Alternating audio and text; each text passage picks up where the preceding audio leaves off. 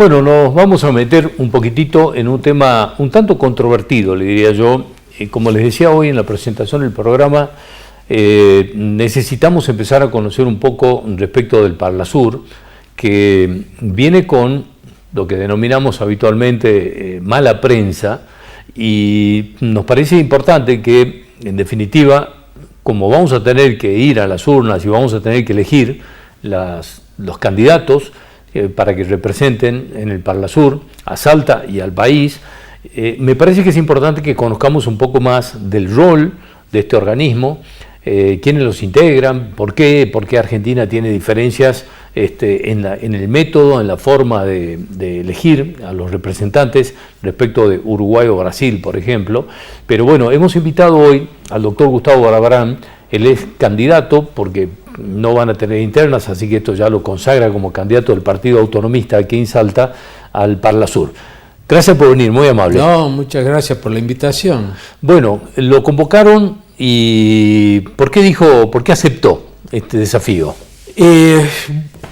Por una cuestión casi diría personal, pero además que está vinculada a una vieja relación del ex gobernador Romero Feris, José Antonio Romero Feris, con Arturo Frondizi. Arturo Frondizi es mi líder histórico, o sea, yo soy un hombre del Movimiento de Integración y Desarrollo, de los últimos moicanos, tal vez soy yo.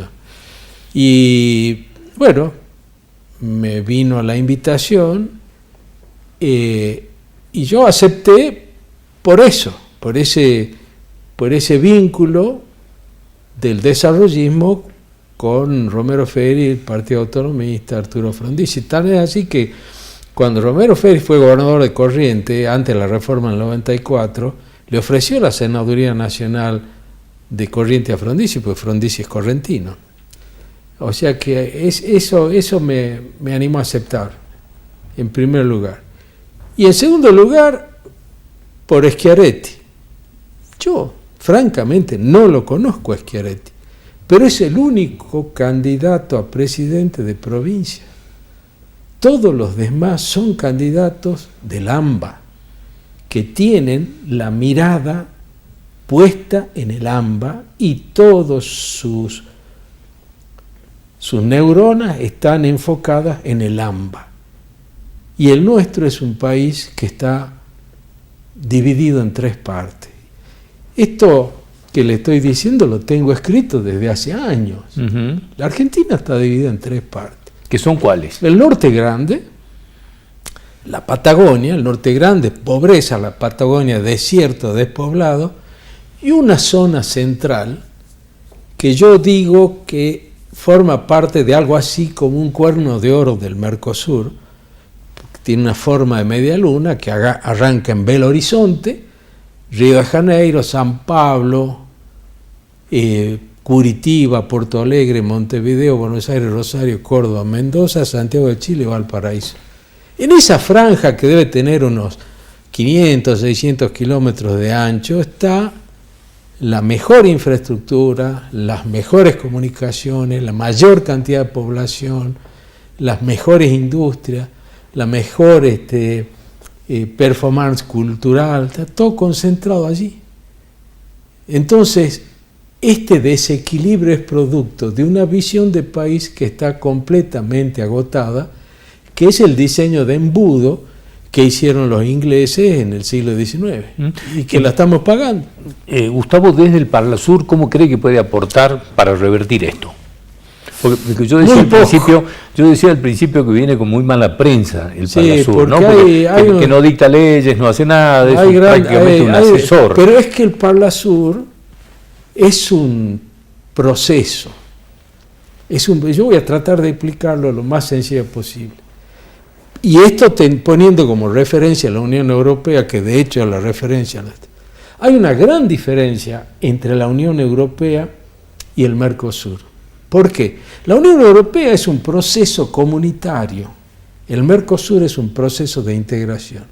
El hecho de que sea comunitario significa que los órganos de la Unión Europea, cuando emiten sus resoluciones, sus decisiones, son obligatorias para todos los países, para todos los ciudadanos, de los países que integran la Unión Europea. En el caso nuestro no. De tal manera que cuando el Consejo del Mercado Común o el Grupo del Mercado Común, que son los órganos principales del Mercosur, tienen que tomar una decisión, esa decisión es como si se tratara de un tratado, lo cual implica que debe ser aprobado por todos los congresos nacionales de los 4 países miembros. Bueno, ustedes saben, somos 5 países, incluida Venezuela, pero Venezuela está suspendida por razones de público conocimiento. De tal manera que una de las funciones que tiene el Parlasur es facilitar que las decisiones y resoluciones de los órganos principales del Mercosur se aprueben rápidamente. Y la gente puede decir, pero para eso hay que hacer un Parlasur. Sí, para eso. Porque hay que tener presente que así como el Consejo de Europa representa los intereses de los Estados europeos y la Comisión Europea los intereses de la Comunidad Europea, en el Mercosur también pasa algo parecido. El Consejo del Mercado Común representa los intereses de los Estados miembros y el grupo los intereses de la comunidad o del Mercosur como proceso de integración, como mercado común, unión aduanera imperfecta, lo que fuere ahora. En Europa, con el correr del tiempo, empezaron a hablar del déficit democrático. Es como que hacía falta la representación de los pueblos europeos. Para eso se inventa el Parlamento Europeo y para eso se inventa, no se inventa, porque desde el origen del Mercosur estaba previsto algo así como un Parlasur. Nada más que cuando se hace la primera organización estructural, es decir, cuando se sanciona la estructura orgánica del Mercosur a través del protocolo de Ouro Preto, varios años después de la firma del Tratado de Asunción, se lo presenta como una comisión parlamentaria, que prácticamente no significaba nada ni funcionó nunca. Empieza a andar con todo lo que sabemos, marchas y contramarchas, el Mercosur, entonces empezó a sentirse la necesidad de que se empiecen a elegir representantes elegidos por el pueblo. De tal manera que si yo salgo electo miembro del Parlasur, yo voy a representar al pueblo de Salta y obviamente, por extensión, al pueblo argentino. Pero cuando me toque sentar una banca, yo no voy a hacer una banca del partido autonomista, porque en esos ámbitos regionales e internacionales la gente se agrupa en función de tendencias ideológicas o doctrinarias, como sucede en el Parlamento Europeo. Están los ambientalistas, están los socialdemócratas, están la izquierda, están los partidos conservadores, los partidos liberales, etc. Por eso digo que es un proceso. Y como todo proceso hay que tener paciencia porque con el tiempo se va perfeccionando. ¿Qué elementos se le pueden incorporar a esto que está considerado, digamos, como un estamento de discusión nada más, y el hecho de que las decisiones que se tomen o las resoluciones que impartan no son vinculantes para ningún gobierno? Sí, bueno, de la misma manera que los órganos, por esto que expliqué al principio, los órganos del Mercosur tampoco tienen posibilidad de que sus decisiones se incorporen a los derechos internos de manera automática. Tienen que pasar por los congresos. Y encima, la Constitución paraguaya y la argentina están preparadas mejor que la uruguaya y la brasileña para receptar esos documentos internacionales. Entre las críticas que se hacen es el método que tiene Paraguay y la Argentina en elegirlos, que difieren del de Brasil y el de Uruguay, que son en Brasil y Uruguay legisladores que son enviados al Parlasur. En el caso nuestro se los eligen y que bueno, entre las críticas es que cobran dietas y todo lo demás, que bueno, es un tema de discusión un tanto política, ¿no? No, pero además no se cobra dieta. Bueno, ahí está, esto es muy bueno que se pueda aclarar. No se cobra dieta, no se cobra dieta, se cobra un estipendio en concepto de viático para estadía y pasaje. No nada más que eso. Bueno, muy bien. Esto es muy bueno aclararlo. Porque ahora, con respecto a eso, que es muy importante, recién yo comenté aquello del déficit democrático. La forma de selección de Uruguay y Brasil va en contra del principio de favorecer la representación democrática. ¿Por qué? Y porque están mandando sus legisladores. O sea, en definitiva se está mandando la maña política, por decirlo de alguna manera más didáctica que otra cosa.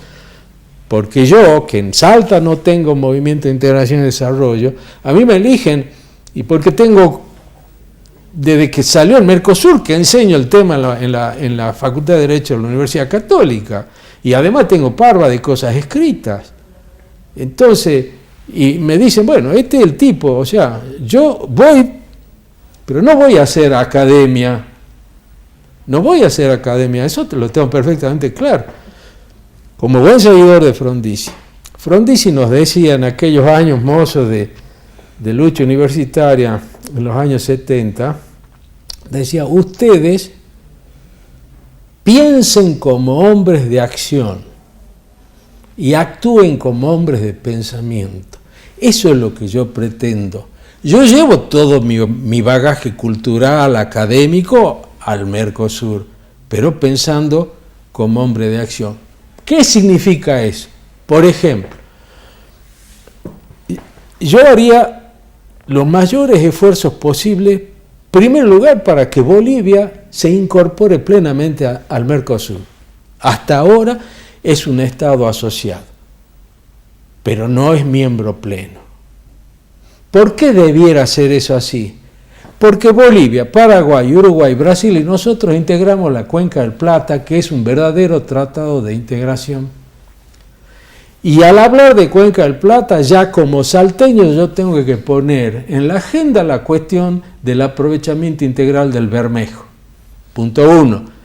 La recuperación de la Sicosur, que durante la gestión de Mansur como presidente pro tempore prácticamente la liquidó. Mire si hay cosas para hacer, pero no es sacar una ley para decir pongamos el movimiento de la Sicosur, no, es tejer relaciones y voluntades para que pueda salir algo. Otro tema, el corredor bioceánico famoso. Sí. Ese corredor bioceánico en realidad no es una iniciativa del Mercosur, es una iniciativa que arrancó en la UNASUR, que en una de las reuniones cumbre de presidentes establecieron los corredores bioceánicos. Y a nosotros, por suerte, nos tocó que está frenado, porque no pagan. Me han pasado la información que hace rato que no se pone un peso para la continuidad del nódulo de Güemes. Hay un montón de cosas para hacer. Bueno, yo lo comprometo para que en un próximo programa que tengamos un poco más de tiempo podamos profundizarlo, charlemos un poco más y particularmente... Sí, pues yo creo que hay que hacer docencia con esto. Le agradezco mucho haber venido, Gustavo, muy amable. Muchas gracias, muchas gracias. Gracias por acompañarnos. Nosotros nos vamos a reencontrar el próximo domingo a las 8 de la noche en esta misma casa en Somos Salta y Jujuy. Buenas noches y muchas gracias.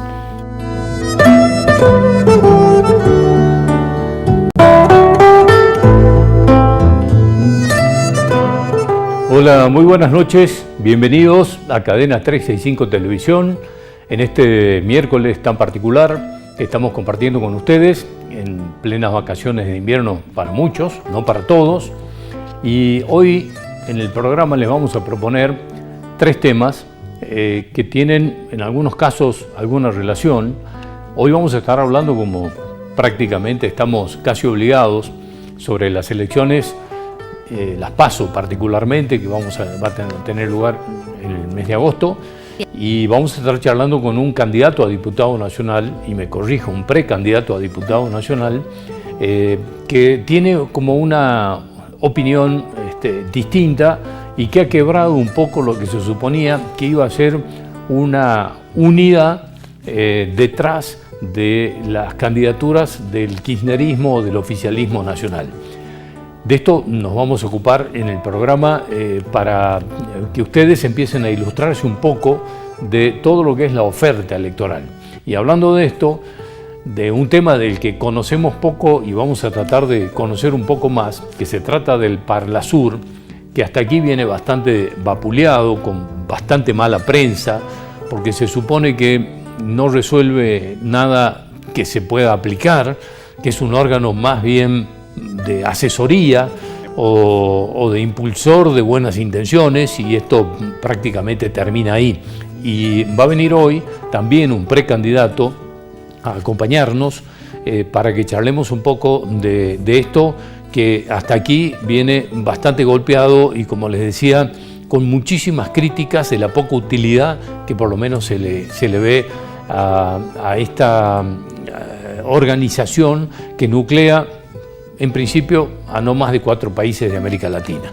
Y por supuesto hoy también queremos ocuparnos de un tema que me parece del que cada vez hablamos más, y es la ciberdelincuencia. Hace no mucho tiempo estuvo acá la fiscal especializada del Ministerio Público de Salta, la doctora Sofía Cornejo, que tiene a su cargo la Fiscalía que se ocupa de estos delitos, y hace una semana o dos se aprobó por parte de la legislatura de Salta la incorporación al Código Procesal Penal de nuestra provincia de algunas herramientas que permitirían agilizar las investigaciones del ciberdelito. Tal cual lo hablamos en aquella oportunidad con ella, parecía que el ciberdelito iba a una velocidad que no acompañaban las leyes. ¿Por qué? Porque la velocidad y el crecimiento de los métodos de delincuencia a través de la tecnología no era acompañado por las letras de las leyes o la incorporación de nuevas herramientas en el Código Procesal Penal, tanto de Salta como nacional.